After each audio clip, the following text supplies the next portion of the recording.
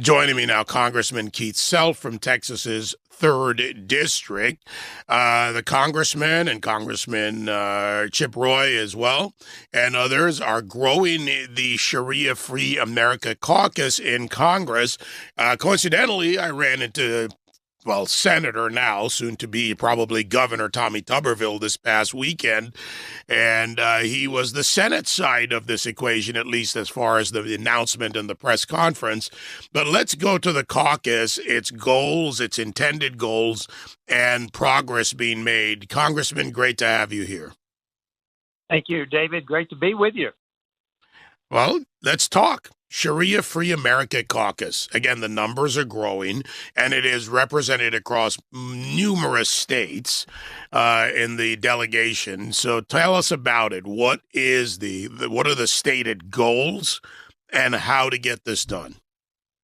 Well, speaking of the senator, Senator Tuberville and I had a conversation at the White House Christmas party, and this caucus grew out of it. Chip Roy and I started it in the House. We now have 35 members. We added 3 members just last week. There are 8 members of the Texas delegation already on this caucus. And our goals are first to educate our colleagues in the Congress about the dangers of Sharia spreading across America fast. Then the American people, to educate them that this is a total political ideology with a thin veneer of religion. And it intends to dominate. They dominate 57 countries today. Countries that used to have colorful dress, their own traditions, are now governed by Sharia. And Sharia is the law. The path is what it translates as, the path to Islam, to the submission to Islam. It is the path. So this is a dominant culture. It's an alternate culture to the U.S. Constitution and our way of life built on the individual rights that permeate all of our legal system. So this wants to replace that with a dominant ideology that demands submission. You know, Congressman, I'm thinking as you're talking there, and I go back to New York City last week, where the newly minted Democrat Socialist of America / Islam Muslim mayor of New York, Mamdani, used the Quran in talking about immigration. I don't know about you, but I don't want to be lectured by someone using a verse from the Quran when, if you're not a compliant Muslim, you can't go to Mecca. Absolutely, and it's actually worse than that. You can't go on Hajj, but if you are a secular Muslim, a moderate Muslim, whatever you want to call them, you're actually an outlier, because mainstream Islam, mainstream Sharia law demands submission.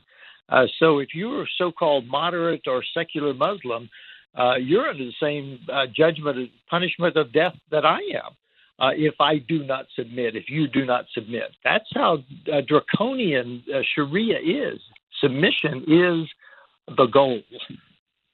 Now, will there be, in all the things we're talking about, the culture, and again, the point on immigration, because, of course, the attacks from the left are this is anti-Islam, this is anti-immigration, when in fact, in our immigration code, just for clarity, we do get to ask anyone from any background, from any nation coming here about what their intentions are. I'll put it in that way broadly. Specifically, to the point of you come to America and you assimilate into American society, and you're not being forced to come here, so don't come if you don't want to assimilate. Well, absolutely, and we don't hear that word much anymore, assimilation. But that's exactly the point, because they don't. There are people who try, but when the jihadists, the full-blown Sharia gets in charge, if they get in charge, then they will demand that you submit to full-blown Sharia. But look, we have the Preserving a Sharia-Free America Act in Congress as well. Senator Tuberville is leading the companion version in the Senate that says if you are a foreign national and you adhere to Sharia, you can't stay in the United States. Now, that bill is wending its way through the process, but that is one of the 7 bills that we now have filed in Congress, introduced in Congress, to start to tackle this problem? Fear of tackling it will lead us to be Great Britain. I mean, let's just be blunt. I want everyone listening, go take a look at what has happened to the fabric of society in Great Britain and the fact that in New York City, and in Seattle for that matter, but more in New York City, they just elected the Sadiq Khan in Zohran Mamdani. Look what that's done to London. Look what it's done to that society. And this isn't about fear. For me, Congressman, this is about protection of basic American values, which includes true multiculturalism, true diversity, which already exists, does not need to be redefined in our country. Yeah, I think one of the things that this caucus has done, David, is it has given people the permission to speak about this, because stories are now starting to flow out from all corners of the nation about their stories, about the intimidation factor, the accommodation factor that Muslims are now demanding. First accommodation, then intimidation. And we see it across Texas. I could give you several examples. Talking to a lady about walking her dog on the sidewalk because it offended him, a public sidewalk. And I could go on. But I think people now, we want them to come forward with their stories. Don't be afraid. Don't be intimidated.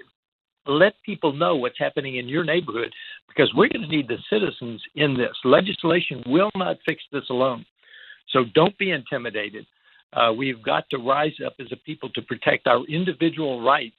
Our entire judicial system is based on it. Our culture is based on it. Now is the time to start talking about your experiences in your neighborhood, in your state. Well, Congressman, I applaud you. I applaud the other now, 33 members and growing 35. of your caucus. 35. 35. Okay, see, I got an update since your notes came in.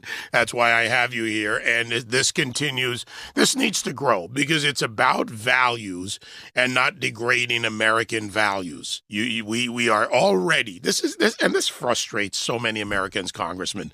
We are already a truly multicultural and diverse society.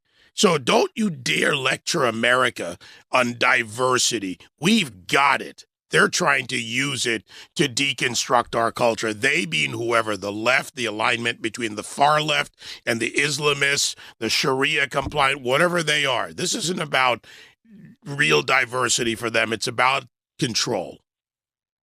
Oh, diversity is not in Sharia law, believe you me. They may talk about it, but that is not Sharia law. Our system has true diversity of thought, of people, of ethnic groups. Theirs does not and will not. You know what? I'll simplify it even, Congressman, as I'm thinking this through. If you're a Muslim and you want to go visit the Vatican, you can. If you're a Christian and you want to go visit Mecca, you can't. Absolutely. You are not allowed there if you're not a Muslim. There are road signs that say all non-Muslims take this exit. You're getting too close to Mecca. So absolutely. You are absolutely right, David. Congressman Keith Self from Texas. We'll talk again soon, Congressman. Thank you. Thank you, David. 866